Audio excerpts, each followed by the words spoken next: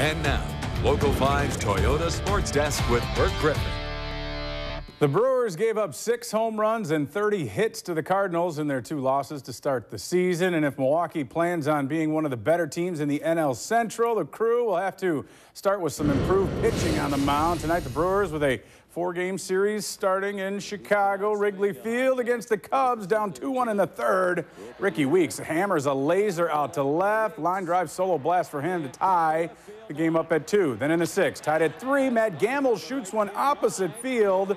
Got to go all the way to the wall. Corey Hart comes around to score, and it's a 4-3 ball game. Gamble ends up with a triple. Then in the 5th, in the 7th, Aramis Ramirez makes his old team pay, sending a double to the gap in left center. Ryan Braun will come in, and it's a 6-3 lead. How about a little defense? 8th inning, Alex Gonzalez. How about this? Off the Alfonso Soriano. Oh, the nice little glove toss to Ricky Weeks over to first for the double play. Cubs made things interesting in the 9th, scored 2 runs, and with the bases loaded, John Axford finally gets Starlin Castro looking for the strikeout to end the game.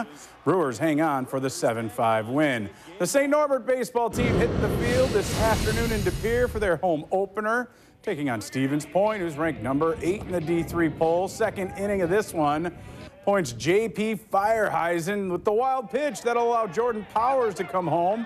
1-0 Green Knights. Later on, the Pointers would answer. Clintonville native Justin Derschley serving one into right field. That'll drive home Ryan Schilter to tie the game. Stay that way until the 10th. St. Norbert's Garrick Fisher singling back up the middle. Powers rounds 3rd, and he will score your game winner.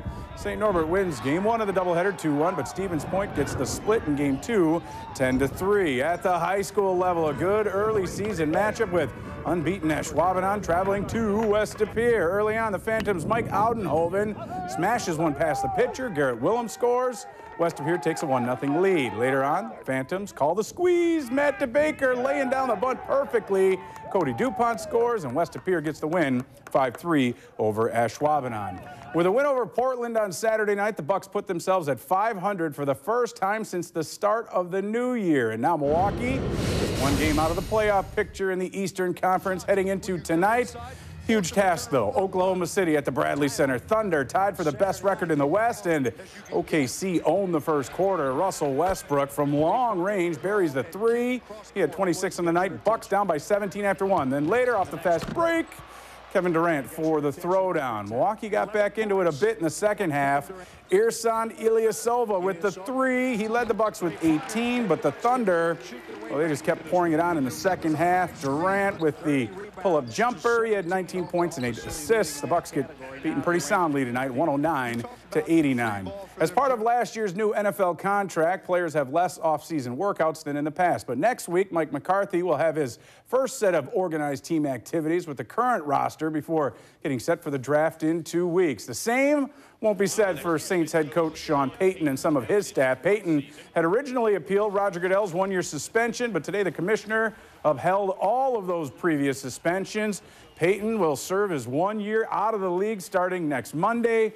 Saints have come under scrutiny as of late for the bounty system they had in place when trying to knock out opposing players, and those recent audio tapes released with their defensive coordinator Greg Williams talking about hitting guys in the head and taking out players' knees. Well, that didn't really help out their cause too much. So the Saints will be looking for a couple new coaches, as reported before. Bill Parcells, obviously one of those guys who might come back in as the head man. That would be interesting, to say the least. Yeah, interesting to say the least. Yeah. All right. Thanks, Bert.